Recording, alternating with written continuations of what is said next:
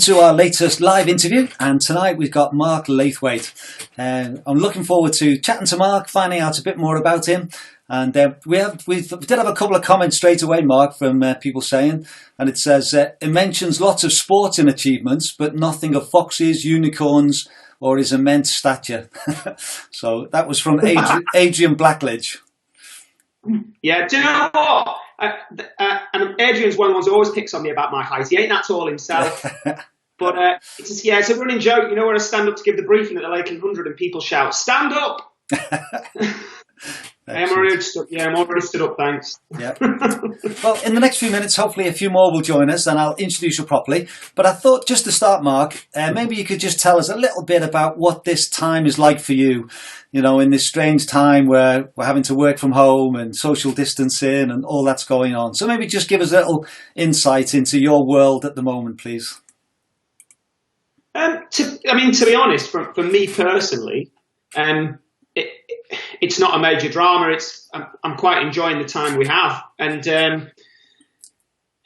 I think it's a bit surreal, I guess, because I don't know anybody close to me or my family of knowingly had COVID-19, and I think we're a bit separate. We're relatively rural where we live as well. So the girls are off school, and obviously we've had to close down all our businesses as well. So we've closed down the shop that we've got and the events companies and all that kind of stuff. So all the staff are at home, but the girls are here as well because the schools are closed, and you know we've been going out for long walks each day or playing on the bikes or whatever. So yeah, my mum and dad are both in their 80s, and they're both in that high risk category. So I'm quite concerned for them. And we've not seen them, obviously, for quite a number of weeks now. We just chat on FaceTime. So there is that fear there, more for my mum and dad. I am enjoying the time I've got with the girls as well, enjoying the time I've got with the kids, you know. And I think for everybody, it's been helped massively by the fact we've got good weather. Mm. You can imagine if we had bad weather at this time, what it would have been like. Yeah. So yeah, you know, just taking it day by day, but at the moment it's all okay. Yeah, great. We've got one or two comments coming in. Tom Thompson says, "Evening all." And if I could just mention that if you've got a question for Marc and you're listening live, then if you could pop it in the comments and I'll ask Marc as we go along. And just a little quiz question for you. Behind me, I've got a picture. So if anyone can tell me where that is and put that in the comments, I haven't got a prize, but you can just have the kudos for guessing where it is as we go on. Right, Marc, we've got about 26 people who are with us, and hopefully there'll be more joining us. And then, as I say, I do put this on my YouTube channel and people watch it later on as well. But just to introduce you, you've been competing in triathlon and endurance events for 26 years. A former sports teacher, sports science teacher. Sorry? 31. 31 years now. 31 years, okay. It's a few more years since this was written. You established endurance coach in 2002, a multiple Ironman Kona qualifier, and placed first in the 45 to 49 category in the Ironman UK 2017 and 2018, and also runner-up at Ironman Wales 2018. I suppose a lot of people know you though, Marc, as being one of the ones with Terry who set up the Lakeland 50 and 100 races in 2008. And those races very quickly became very popular and have grown from strength to strength. You also run your own shop as well, don't you? Yeah, that's right. Endurance store, yeah. Yeah.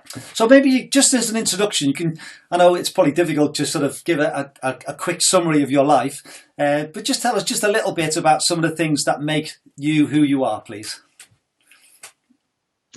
Oh, so my background initially, I wasn't really sporty at school. I was quite overweight at school. You remember the old school medicals where was it like 14, 15 years of age? You used to come in and get weighed and all that kind of stuff, and you had to cough, you know. And at that time I was quite a big kid, and Adrian Blackledge is going to take the mick out of me for this as well as my height now, isn't he? And when I was about 16 years of age, I lost a lot of weight. I lost about 5 or 6 stone even at that young age. And then at 17 years of age, started running. Really got into it in a big way. At 17 years of age, actually ran the length of the Pennine Way as well. So very quickly got into the ultra thing and really enjoyed it. ran the length of the Pennine Way for charity with a mate of mine. He just learned to drive, and he had a clapped out Mini, and we went and had this big adventure. And then from there, just because I love sport, got into triathlon in the same year, 17, 18 years of age, got into triathlon. And then I went and studied sports science. I taught for 12 years, lecturing sports science. Did a bit of time at British Triathlon and British Cycling. And then I set up a coaching business, which then led to us setting up an events business, which then led to us setting up a shop. And one of the events in the events business was Lakeland 100. And that's where we are now, really, with how it's all developed. Yeah. So that was the order, was it? You started the coaching first, and then you moved, and then I was always been a coach. It's like I've started coaching in my mid-20s, and I was a sports science teacher anyway, so I was from that background. I set up a sports science testing lab and coaching services for people. And at that time, it was really when the internet and was just starting to get going, and realised how important it was, and having a newsletter with an email list was really important. So I decided to organise a couple of little local duathlon events purely to get emails for a newsletter list so we could advertise our coaching services. And the events were so popular, we put a couple more on, and they grew quite quickly into the Epic Events, as the company is now. So those events grew into Epic Events. We do triathlons and marathons and swimming events and cycling events. And then when we were organising those events, we were trying to get some shops to come along. So if you go to a running event, you expect a shop to be there, maybe supplying essentials in the morning. Couldn't find any local shops, so had a brainwave. We'd set up our own shop, which is probably the worst decision in my life, to be honest. And we set up a shop, which is the endurance store. And then from Epic Events, we organised the Lakeland 100, and we actually separated Lakeland 100 as a separate entity to Epic Events because it's a charity fundraiser. And then along the line somewhere there within Epic Events and Lakeland 100, I also set up the Epic Kids charity, which is where you see the donations going from Lakeland 100. Mm. So yeah, it wasn't planned out. Let's put it that way, John. Yeah. But it's no, it's it was an organic growth. Yeah. No, it's really interesting though to see that. So there wasn't a master plan of when you started out where you were going to get to. It's just evolved, and each step you've added on, in a sense. Yeah. And so with Epic Events, my business partner Rob McLeod, he had a business called Vital Events, and Vital and Epic merged a few years ago, and is now my business partner with Epic Events. And we work. He always takes the mick out of me because he says he says I'm impatient and I just make snap decisions without thinking about stuff. I prefer the word cavalier. I think I'm more cavalier because it sounds better. So I said, let's just do it. Let's just put it out there. We're doing it. And then once you've decided, then once you've done that, you've got to do it, So that was pretty much how I was. And Rob's calmed me down a little bit now. Rob says, well, should we have a think about it first? It's too late. I put it on Facebook 20 minutes ago. So yes, we're complete polar opposites, but we seem to work together pretty well. Excellent. Well, I've got some questions coming in, Mark, which I'll bring on in a minute. But I just wanted to find out a little bit about some of the things that you've done. So I've got a few photos here, yeah. And the first one I'm going to put on is from 2012. Has my mum sent any of these? Sorry? Has my mum sent any of these? No. I've taken these from your Facebook link. Yeah. No, the first one I've got here is 2012. And you're sprinting to the line at the end of I assume it's a triathlon. You've got your tri-suit on, and you've both got a real gritted teeth, and you're fighting for the line. So just tell us a bit about the story behind this one, please. Yeah. See, I can't see this picture here, as you know, but I know the one you're talking about. Yep. Chest hair, zip down. That's the one. Yes. Yeah. It's like gurning competition. Yeah, that's the one. Yeah. So that was a company called Try Hard Events. Rob Wilkins from over in the Northeast used to organise the Keswick Mountain Festival Triathlon. And that's me and a guy called Chris Joyce, who's, I think he's down in Loughborough now, Chris, but he was a well-known triathlete around the Northwest. He's a doctor. I think he's based down in Loughborough. And that's me and Chris Joyce sprinting it out for second place. I think I stepped over to the right there to try and block him because I knew that he was a lot younger and a lot faster than me. And it was technically on the results, it was a draw. Now Chris argues otherwise, and if he wants a rematch, he knows where I am, but he's declined. So as far as I'm concerned, it was a draw. Yeah, but that's one of my most memorable photographs. Yeah, no, it's a classic. It's a really good one.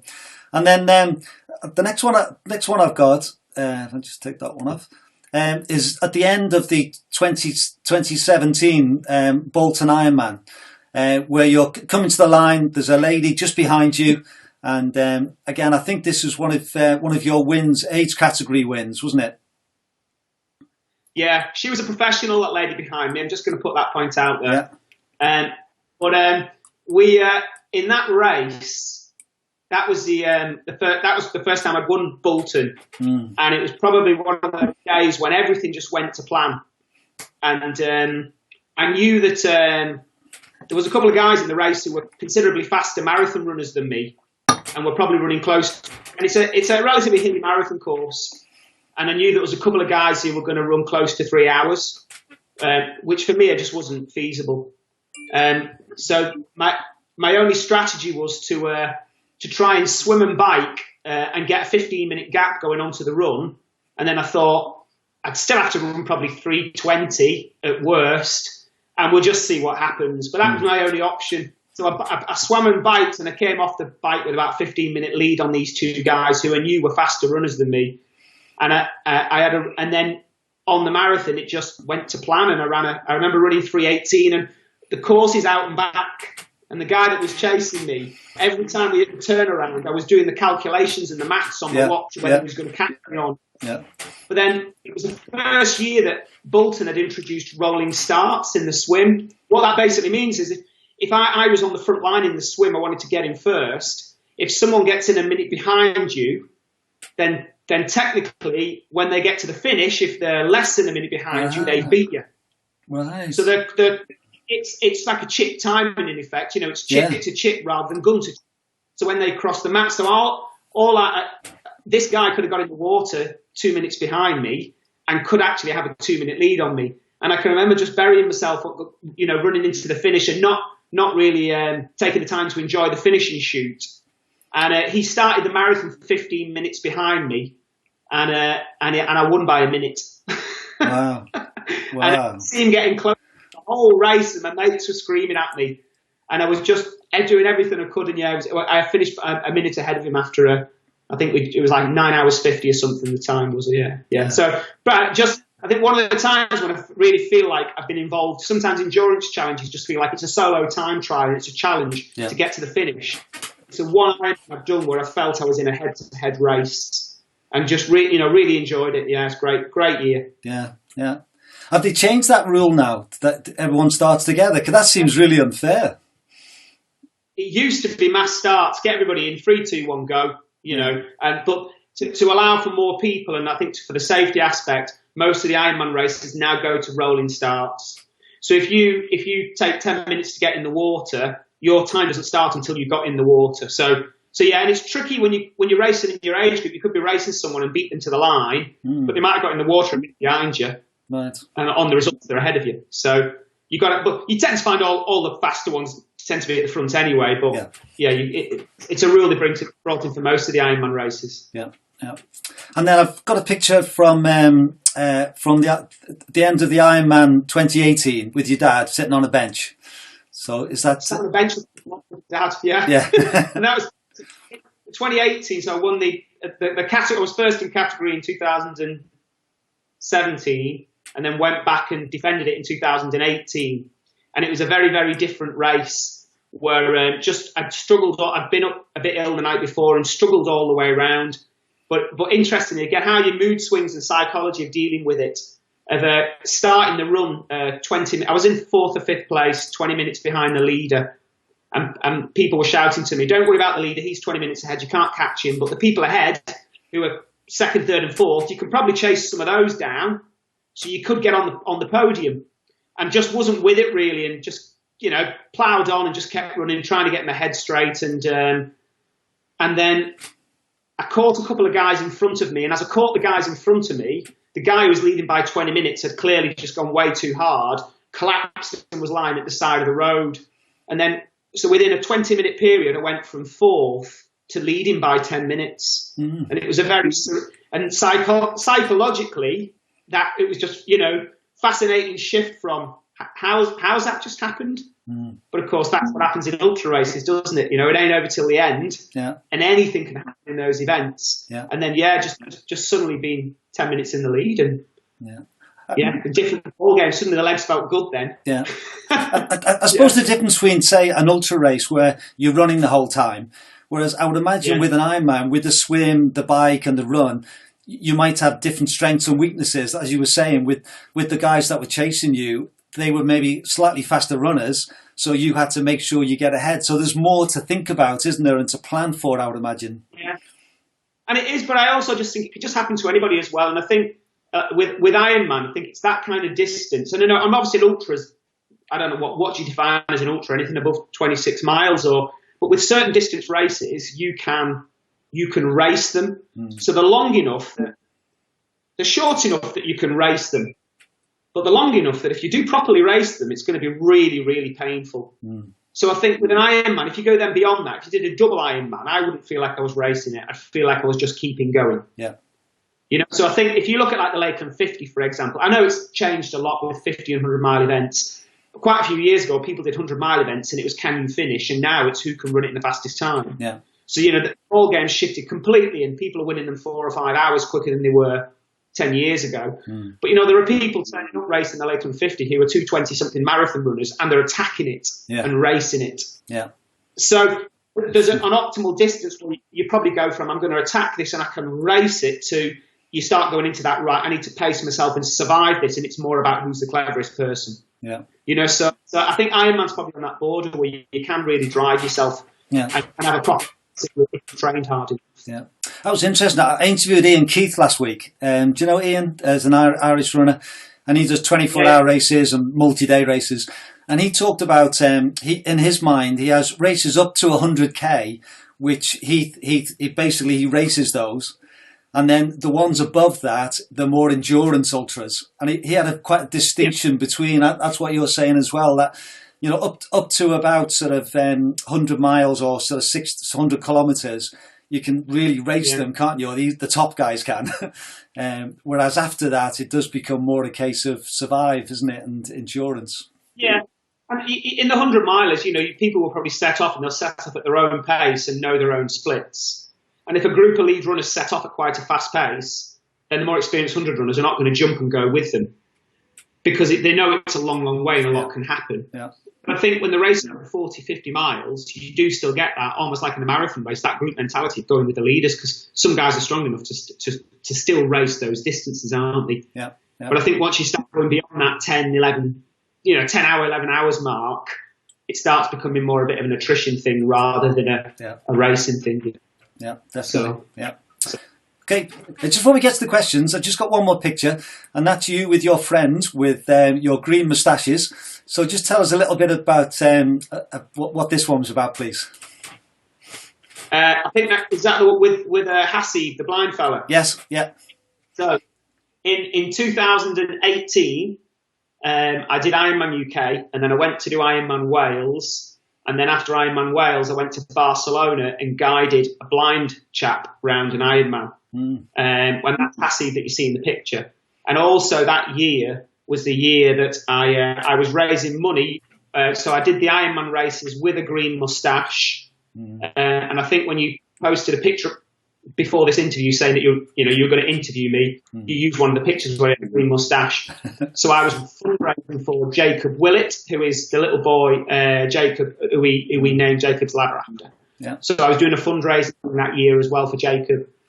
So went to Barcelona, and I think I'm at that phase in my life now where I still love racing. 31 years in and I still love racing, but you start to maybe appreciate a little bit more the experiences and the things that you're doing, and you want to remember them more and do different things. I think I smashed out lots of races when I was younger and they just went by one after the next without fully appreciating them.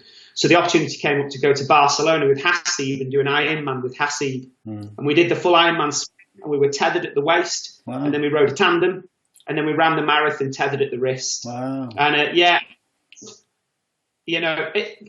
and I think that, the reason I did it's kind of justified in the sense that I can say, I could talk for 2 hours with you about the stories just of that weekend.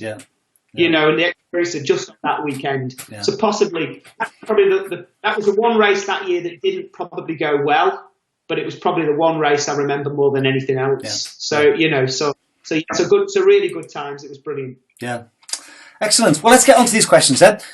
We've got one person guessing. Mick Brown says it's Kynaston water in the background. And he says, is it the Walnut Scar Road? It's not actually, but it is Kynaston water. So that gives people a hint there. So the first question we got is from Mick Brown. And he says, I've been involved as a runner, walker in comments, the Lakeland 50 for the last 4 years. He said, you told the story about the other fella in my first event. Let's hear it again, please. I fell about laughing. Can you remember this story? Which fella? Well, he says, you told the story about the other fella in my first event who ran with Mick Brown. I think, God, was that 4 years ago, that story? I'm trying to remember. So, basically, I think this is what he's getting at. The other one story. Yeah. So this is what happened. Doing Lakeland 50 and Lakeland 100 for, I think, 9 or 10 years. And obviously the race has grown in popularity. And I was out cycling in Lancashire, and I called into the little village of Chipping, up near Clitheroe that way. I went into a cafe, because as cyclists do, you've got to stop and have a cup of coffee. And I'm sat there, and I just add in for anybody who doesn't know this. So when I organise Lakeland 100, my Uncle Terry organises it with me, and everybody knows him as Uncle Terry. That's an important bit for the next part of the story. So I sit down in the cafe, order my coffee, and this guy's looking at me from another table. He's sat there with his wife, and he's looking at me. And he got up and he walked over and he said, I hope you don't mind me coming over and speaking to you. And he said, myself and my wife just sat there and we noticed you come through the door, and we both did the Lakeland 50 last year, and we just wanted to say it was an absolutely amazing event, an amazing experience. So at this point in my brain, I'm thinking I've been recognised in public. And it was this momentous moment where I'm thinking, I'm kind of like semi-famous now. I have been recognised in public for the first time in my life. And the guy then went on to say, I just said to my wife, that's, it's that other one who stands on stage with Uncle Terry. And I just go back and drink your latte, mate. Just go back to the table. So I think that's the story we was talking about. And I just thought, 10 years organising that event. And who am I? I'm the other one. Do you know what? That fox costume. Don't know if I can try anymore. Okay, well, a more serious question now. Bezimus Dunn says, what is the most important quality to make an athlete coachable? To make them coachable? Yeah. Well, I think if you want to make someone coachable, they need to listen for a start. And I think they need to buy into it as well. Because if you're going to get a coach, then you need to go into it wholeheartedly. There's no point. I think it's fine to question if you're going to employ a coach and you want to, if they set you a certain amount of training, it's fine to ask, well, why have you given me this training? Because my last coach gave me this and this, and you're giving me something different. But if they explain it to you and it makes sense, I think you need to buy into it and you need to follow it. And I think that's probably the most common thing that I see is people wanting to question stuff all the time. And there's nothing wrong with questioning stuff, but at some point you've got to say, what was the point in this person coaching you if you weren't going to trust them or believe in what they've given you? Mm-hmm. So I think buy into it, just give it 12 months. Just go with it and see what happens at the end of this 12-month period. If it doesn't work, then fine, come back. But buy into it and trust what they're giving you. Okay, excellent. Joanne Abbott says, thank you so much for creating the Lakeland 150. We've been every year for 10 years. Loved the Foon last year. So I'm sure there'll be lots of other people who could repeat that as well. The Foon. Long story. Tom Thompson says, would you ever attempt a Deca? No, I assume that's when you do 10 Ironmans on the run, is it? Or is that when you do a 25-mile swim? It's 10 Ironman races. Right, okay. I presume that's what Yeah, well, Ironman. So my view of this is, again, I've seen this a lot with ultra running, is we went from 50 to 100 miles and it was like, whoa, 100 miles, what an amazing distance to run. And then very quickly we went to 150 and then 200. And the distance, just keeps going on and on and on of how far we can go. And what we said earlier about the difference between racing and being able to finish something, the longer those events go, the less you're racing them and the more you're just trying to endure them. And I think that whilst I am moving towards 50 now, I'm still in that mindset and that category. I want to race stuff. So I don't want to, if I was too slow to be competitive in my Ironman races, then maybe I would think, do you know what, maybe I'll have a go at doing a double one and see what happens, or do something longer. But I think whilst I can still race stuff, I enjoy racing stuff. And I think that's a problem you see very commonly as people, they'll want to do the first 5K and then they go from a 5K to an ultra. And they never actually try to get quicker at anything first. So I think that's very, very common amongst the endurance population now, is your first triathlon is an Ironman. I'm going to train and my first running race will be an ultra. And whilst there's nothing wrong with that, I do think people should probably spend a bit more time doing short stuff and trying to get some faster and still be competitive in shorter distances as well. Yeah. Okay. Thank you very much for that one. It's a question here from Jonathan Booker. He's asking, how did you lose 5 to 6 stones? Is this a serious question? Or? I went on a Weight Watchers diet or something when I was a kid. So I'm going to get hammered for this now. It's the worst thing I could have said. So when I was a kid, I was very overweight. Oh, right. And it would be about 15, 16 years of age. I lost about 5, 6 stone. I lost a lot of weight. And my mate who was at school, his mum gave me a diet that she'd been on. And I took it on. My mum, I want to go on this diet. And then by the time I got to 17, it was from, 5th year seniors into lower 6. That time period. Came back like 5, 6 stone lighter. And yes, and I really got into running. My sister was really into running at the time. She was in the army. Her husband was in the army. And they were both into running, and he was into triathlon. And really got into it there. My sister took me out running, to be honest. I think for the first run, we ran around the local park in St Helens where I lived, and got into it from there. So yeah, no secret. I can't even remember what the diet was, but it was something my mate mum gave me, and I just told my mum I wanted to do it. Yeah, but it was definitely motivated from you, was it? You realised that you needed to do something about this. Yeah, I think, and I mean, again, it's such a long time ago, it's hard to remember all the details, to be honest, but I think I just, once you're on a roll, I can remember being on a roll with it and losing weight, and then, of course, you just start getting all the positive reinforcement, people saying, whoa, you've lost so much weight, and then it's just that feedback thing where you're just really into it, and lost a lot of weight and really went into sport in a big way, and then, and then as early as 17 years of age was running the length of the Pennine Way. I think we did the Pennine Way in 10 days. And so it all started from there. Yeah. Besibus came back and said, thanks very much for your answer to his question. And he also said he loved the Barcelona Ironman story, legendary. So that was good. We've got a question from Mike Churchard. Mike's done the Lakeland 100. And in fact, he completed the Spine race this year as well as a good friend. And he's saying, have you ever been tempted to run the Lakeland 50 or the Lakeland 100 yourself instead of being the race director? So I'm losing connection there, John. Break it up.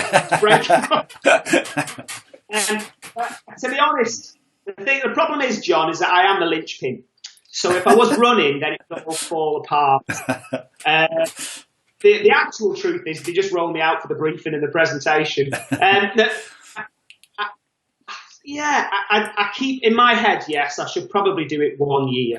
I think my problem is I feel very uncomfortable with it because if I was running, I don't think I could enjoy it because I would constantly want to know what was going on and work for any issues. Yeah. And for the Lakeland 100 is that, it is like the swan, as they say, the above water graceful movements and the below water legs kicking all mad, that we're constantly monitoring, and there are people lost and we don't know where they are, and there are emergencies, and you're firefighting all the time behind the scenes whilst the runners don't see any of that. So I think it just makes me feel very, very uncomfortable. And the reality is for me, there's another 51 weekends of the year when I could do events, and I don't need to. I think that's just for that one weekend of the year. I just want to make sure that everybody else is having a great time rather than me go and do it. Yeah. Because I think it's too important now and too precious to me really for anything to risk it. Yeah. And I think I would feel like putting it at risk if I was out on the course, and I would just be worried all the time, and I'd want to know what was going on. Yeah. Great, thank you. I'm sure that'll answer Mike. And if there's any more questions, put them on. But I'm really interested, Mark, just to get a little bit of the story behind the Lakeland 150.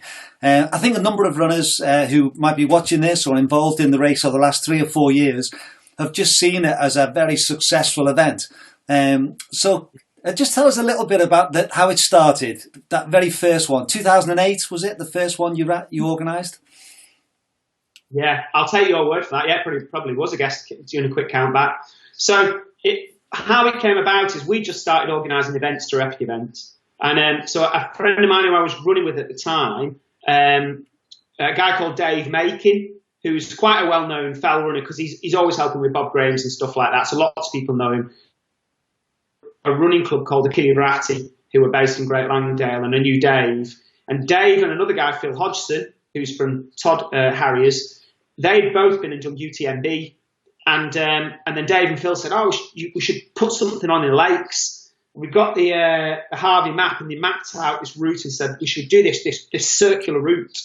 And in the very early, if anybody came in the very early years, they remember Dave and Phil, because the recce days in the first year or two was like 10 people on a minibus, and Dave and Phil used to always be on the minibus, and they would lead, and people would follow them.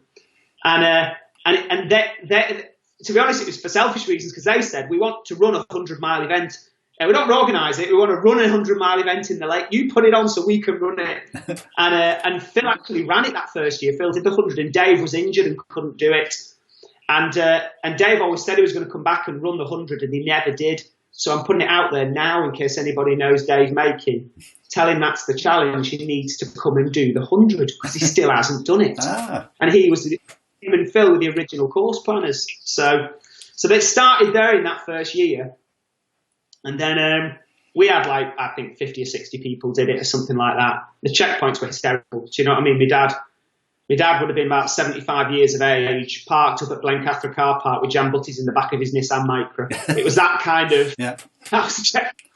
And then we've gone from there. Obviously, I think we're probably just the right place at the right time, really. And then the Lake District is obviously a perfect place, right event at the right time. And then it just rapidly escalated over the next 4 or 5 years. And then, so it kind of went from this very small thing. And I always say this, if we ever knew we were going to have this, if we expected it to be the size it is now, we wouldn't have picked the course that we did, because catering for 2,000 people at Mardale Head is an absolute nightmare, because dead end road that you can't get to with no mobile signal, and you've got to take water bowsers down there and all sorts of things, and portable toilets, and we've kept listers in what it was the original event. And that's what we'll try to do is keep it as original event as much as we can. But it's been a struggle dealing with the increase in numbers. Yeah. So it's worked out all right. Yeah. And was it always the 50 and the 100 from the first year? Did you always have both races? 50 and 100, first year. I think it was like 15 people finished the 100 and 30 people finished the 50 or something like that. I'd have to look at the results, but it's quite a small number. Yeah. The 50 started from a little marquee in a field up at Dockeray, but it was hammering with rain, and we just took them on like one bus up to. Yeah. But fair play to Montaigne as well, because Montaigne and got on board, and Petzel and those people, they all got on board like from the very first year, and they put money into it because it lost thousands of pounds in the first year. It cost us a lot of money to put it on, and they put money into it. And if I was a marketing manager, Mark Montaigne at the time, I would have just gone, like 40 people, what a waste of time this is. Yeah. But they just stuck with it and then it is what it is now. Yeah. And has it surprised you, Mark, looking back now, just seeing how big it is and how popular it is, not just with runners, but with the support teams and your checkpoints and just the whole family, really? Yeah. It has surprised, I suppose, if I look back. I guess to some extent I'm a little bit used to it now because it's grown. It grew very rapidly. think what happened in the first 6 or 7 years very much surprised me. And we've been fortunate as well, because as you know, the number of helpers and the volunteers and that whole checkpoint theme and stuff and how that's developed. When I actually look back, I'm still trying to work out how that even happens sometimes. It's not like we've sat down with a plan and right, this is what we're going to do. This is the process. We're going to orchestrate X, Y, and Z. It just kind of happened. We have these silly ideas and then things catch on, So cavalier. See, it's cavalier. Yeah. Rob would have said to me, dress up as a fox. That will never work. Got to be careful sometimes. Yeah. I think as a runner, I've done it a couple of times, and I think because there's other races you do where you have a support team, and so the checkpoints aren't quite so important. Whereas I found with the Lakeland 100, because that's the only people you see really, and that other runners, but those checkpoints became so important. And just to have a smile on your face and to arrive at a checkpoint at 2 a.m. and everyone's dressed up as if it's a beach party, you can't help but get sort of encouraged by that, can you? Yeah, I mean, I look back at some of the checkpoints in the past, and just some of them are hysterical as well. Yeah. Like Sunderland Strollers over at Wasdale, and some of the stuff, the beer festival we had this year, and all that kind of stuff, and what. But I mean, I wouldn't pick one checkpoint over any others, because I just think they're all amazing. And I was talking about that on Facebook, and there was something on Facebook this week where Nikki Nappit, who's always putting stuff on the Lakeland page, and their checkpoint was "Come Fly With Me" last year, and I remember they had some problems. One of the generators wasn't working or something. It was quite early on in the race, like only 2 or 3 people had gone through of the 100 runners. It was like 2 o'clock on Saturday afternoon or something. And she phoned us and said, we're having a problem with the lights in the marquee and we just want to sort some stuff out. So there's me and Chris and a couple of others jumped in the van and we put some stuff in the back and we drive down and we're driving across the field. And as we're driving towards the tent, there's a landing strip marked with lights. And he comes out dressed as Biggles with these goggles on in a flying outfit. We've got these 2 tennis bats directing the van in. And we were just like, I said, is that Nicky? And I'm like, what's she wearing? And it was just stuff like that. I just think is really, really funny, Yeah. And you remember the people before her used to organise it as well. And the family that used to organise before her were very famous for. Do you remember the chimeneas and the wood burners? Yes, yeah. And you would come with sofas. Yeah. And it was a nice night. All sofas outside the marquee and wood burners of all the sofas. People's like, people are coming up to you at Kynaston. You have families coming to you at Kynaston saying, I'm a bit worried about my husband. He's gone into the checkpoint an hour and 20 ago and he left the checkpoint. Which checkpoint? Chapel style. Don't worry about it. He's all right. Yeah. Let's have in a minute. He's reading the Times. Yeah. Actually, just mentioned Nikki. She put a comment on saying, please tell Mark a big thank you. Just thank you for the Lakeland family. Life-changing for me. So that's a night, and again, I'm sure lots of people would repeat that. I just think with the Lakeland 100, the Lakeland family, the thing is, John, in society, there is a percentage of nutters, and I think it's safe we put them all together and keep them Kynaston on the last weekend of July. It's just a bunch of Fruit Loops, but that's what works, isn't it? That's what makes it funny. Yeah, definitely. So, we've got a question from Mike Raffin. He says, would you consider vetting Lakeland 50, Lakeland 100 since they are so popular? I think there is some vetting, isn't there? Someone's made that comment, but would you think about making it? Would I consider what? Vetting, for runners to have a stronger vetting process. Well, Lakeland 100 is absolutely a vetted process. Yeah. So when people, I maybe doesn't know this, and that's why I was asked the question. So for Lakeland 100, you have to have the criteria. So even with the ballot we had last year, it's the first year we've had the ballot, when we went through the ballot, we went through everybody who's got the criteria, and the ones who didn't have the criteria never even went into the ballot. Right. So we're really strict on that, and we're at a position where we can be very strict. Yeah. And I think sometimes people contact me, say, listen, I've not got these criteria, but I have done this and this and this 3 years ago or 4 years ago.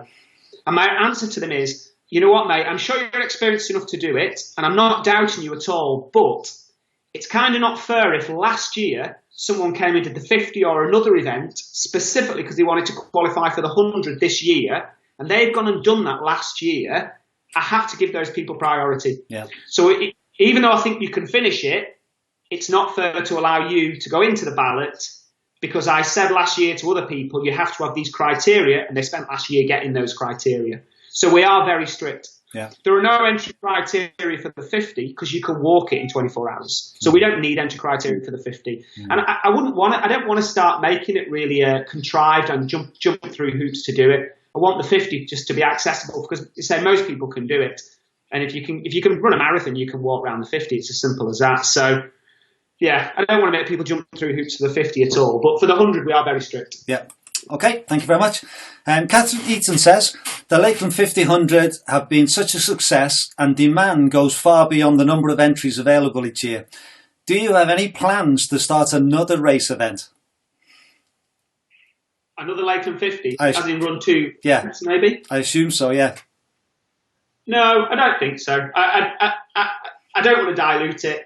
And, if we were, you could start having a series of them and organise 2 or 3 of them, but it kind of isn't the point. I think when you do that, you very quickly dilute it and you very quickly ruin it as well. Yeah. So it is what it is. That's the numbers. We could probably do more, but we don't want to do more.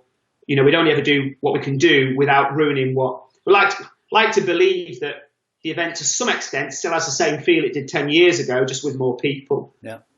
So no, I think the numbers are where they are now. We probably can't go. And you want to keep those same checkpoints, and those checkpoints won't handle more people. So I don't want to ruin the experience and water it down just so we can get more people into the event. Yeah. Okay, and a similar theme, Mick Brown says, a winter Lakeland 100 or 50, thoughts? Have you ever thought about a winter event? No. Maybe one of the kind of things that people should go and do on their own, a winter challenge, like winter Bob Graham's and stuff like that.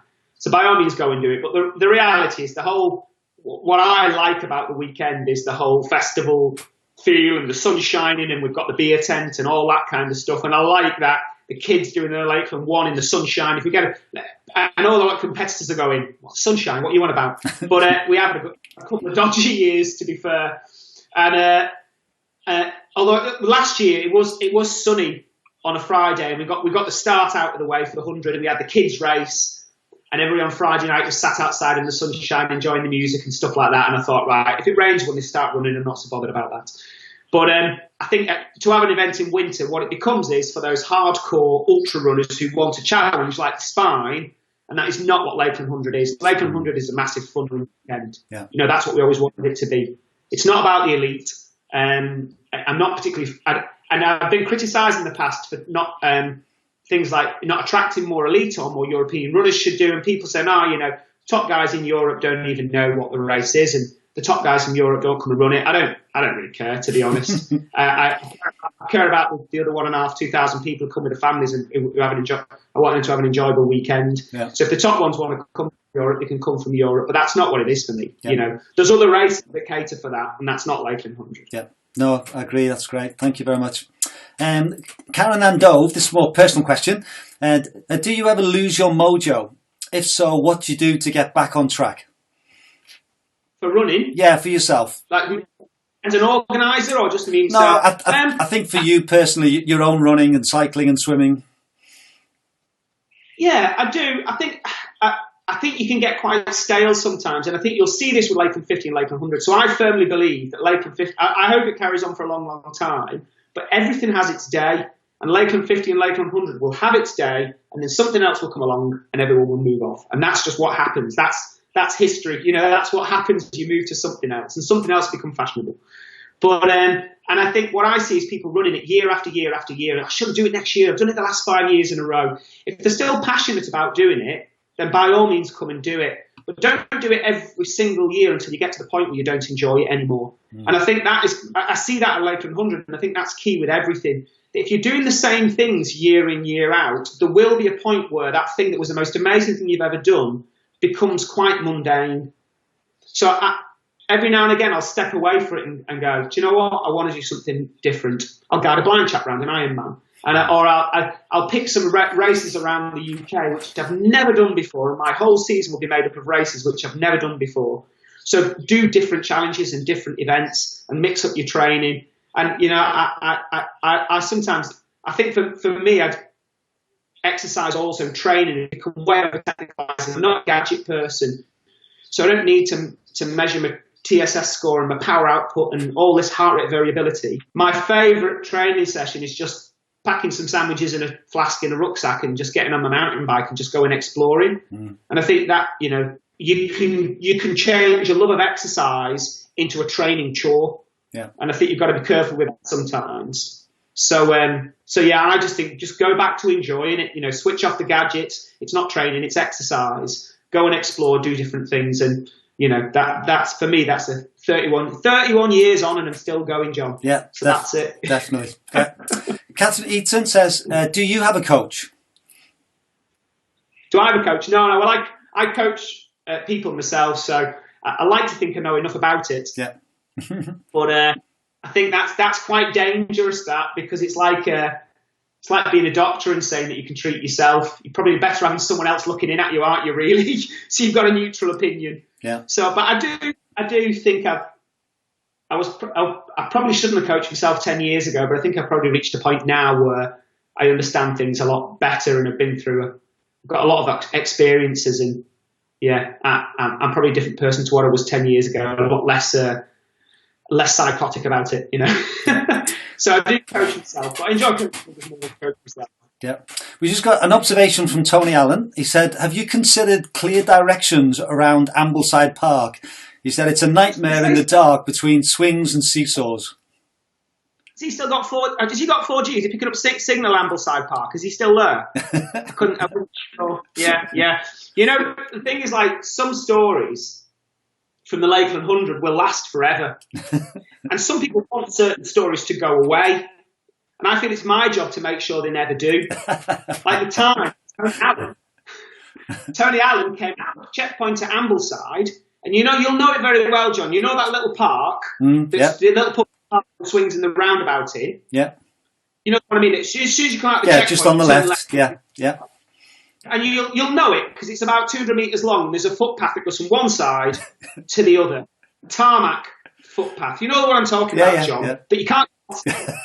Tony Allen at the Ambleside checkpoint and got lost in the public park. Sat on the bench in his little silver blanket. Do you know what I mean? Until I pointed him in the direction, blowing his little whistle, hoping the emergency services would come. And all of it was a labradoodle. Took a compass bearing off the swings and managed to find his way.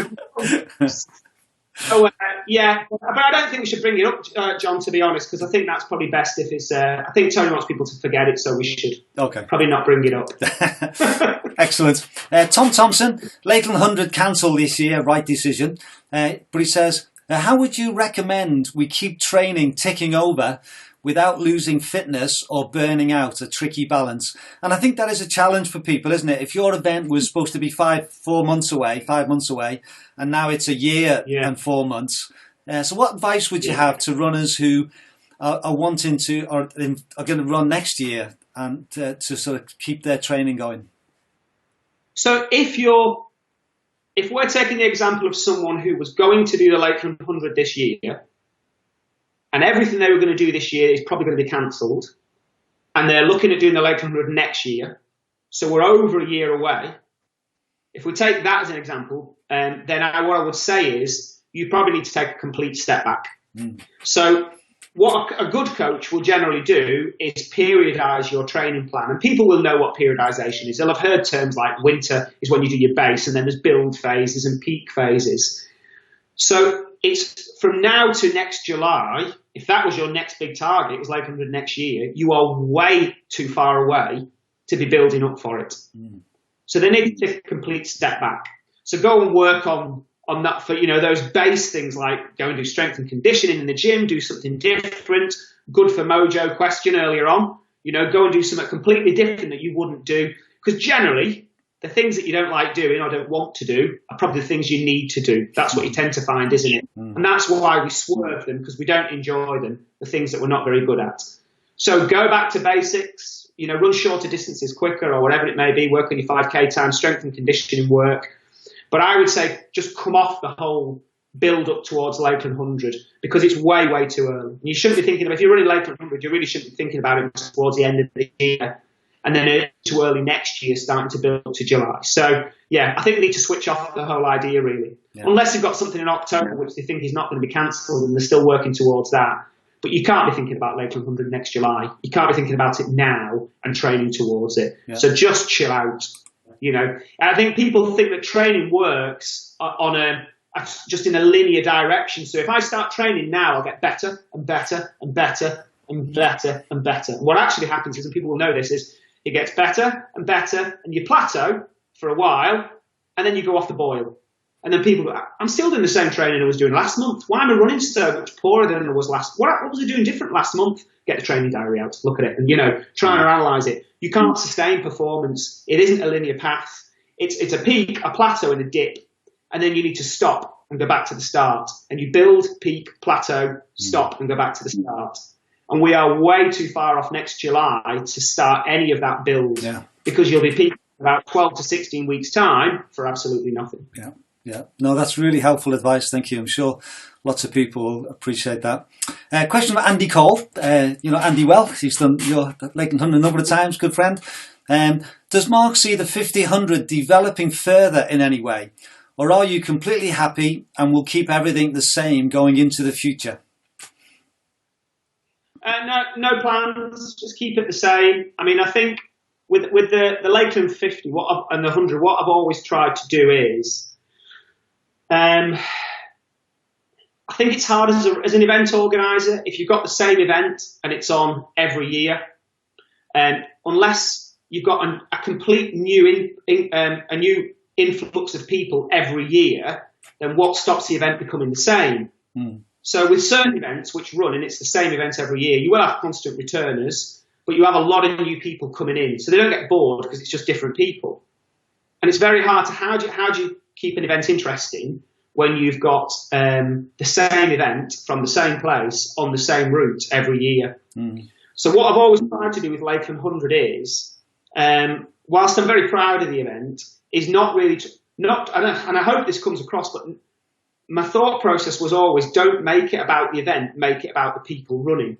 And what I mean by that is, if you look hard enough at the people that are in the event and you ask enough questions, you will find enough hilarious stories, amazing stories, really sad stories. You know, you'll find so much information, and every year those stories are different. And then what you do is you focus on those stories. So it's little Dave's mum making chocolate cake. It's the 80-year-old finisher. It's someone meeting Paul Potts in the woods. And then, and it's little Jacob. And it's things like that those stories come out every single year. And I think that's why what I've always tried to do is make it about the runners and not about the race. But where can you find it? And then because the race is so big now, it's a massive spotlight to turn that spotlight on that one thing. So you pick up a little story like Tony, the unmanned dibber man. Yes. There's some guy stood on rhinos, and this story unfolds. But then what you've got is, who's Tony? Where's Tony? And you can suddenly make this thing about Tony, or you can make it about whoever it may be. These stories that you hear from the race. And because the race is this amazing platform now, you can turn a lot of attention on them and what their story is. And what that happens is, it then means that you've got different stories coming out of every single race. Yeah. So the story, people will go away and go, oh, Tony, or little chocolate cake, or they'll remember those things. Yeah. It's not as much the race to remember, it's the stories and the experiences. And there's always a wealth of stories and a wealth of experiences if you look hard enough amongst the people that are taking part in the event. Yeah. So that's how we keep it. So I don't intend to change the event. What I do intend to do is make sure I find those stories every single year. So it's different every single year. Yeah. And I think that happens. And I think as well, there's runners who do it one year and don't complete it. And so they're super motivated to come back and finish it. Or, people want to do 5 events or whatever it is. And I think the whole hashtag legends, I think that has grown up as well, isn't it? And people love that and being part of that. So I think all these things are there. We've got a few comments. Catherine Easton, love the Lakeland family. We'll be back in 2021. Claire Bahari, I love marshalling at Wasdale Head. Stuart Smith, all the best to Mark. A tough decision to be made regarding the 150, but the right one. And a few other comments as well. We do have. I do want to finish by 8 o'clock so that people can get out and applaud the NHS workers. But there's one quick question, maybe. This is Mark Bennett says, have you got any advice on dealing with churned up football pitches? Lakeland Year 2. Yeah, do you know what I said? Some stories are better buried. Sorry, I'm in an Ambleside. I'll keep that going forever. But the football pitch in Kynaston was probably one of the worst experiences when we used to run it from the Kynaston Sports and Social Club, and we weren't allowed to go onto the football pitch. And someone was manning the car park, and they disappeared for about an hour. And when I came back, the football pitch was covered in cars, and all the pitch was churned up. The local football team came down to have a word with me, and I was pretty scared at that time. I was hiding behind Terry, but we now have such a good relationship with Kynaston. We went up to they have a presentation in October. We do this Kynaston community fund where we give money to projects in Kynaston, and I told that exact story in October and said, this is where it all started, and I told that story, and luckily they found it. They were laughing by then, so 10 years and the pain has passed. We're all right. Yeah. Good. Right, just a final comment, and there's others from James Stretton. He says, I've done the 50 for 10 consecutive years, and I must say it is absolutely fantastic event and so well organised. It's an event to look forward to and enjoy. Huge thanks for organising it. And I think that's a lovely way to finish, Mark, because I think so many of us would say the same. We really appreciate all the work you and your team put in to put it on each year. And I think next year is going to be even more special, isn't it? Because we've missed a year. And I think those who've got a place for next year are going to really, really enjoy the whole event. Yeah, we'll ramp it up for next year. They'll remember next year. Yeah, I'm sure we will. Okay, well, we're going to finish there. And again, I just want to say thank you so much for sharing with us tonight. It's been really great to get to know you a little bit and see some of the things that you've done and find out a bit more about the Lakeland races and what we've done. So thank you very much, and we look forward to seeing you when we're allowed out again and we can get up to the lakes and enjoy the routes. Cheers, John. Okay. Nice to chat to you. Yeah, thank you very much, and thanks for everyone for watching. And this will go out tomorrow on my YouTube channel, and next week I've got 2 more on Tuesday and Thursday. So tune in for those as well. So thank you very much, everybody, and stay safe.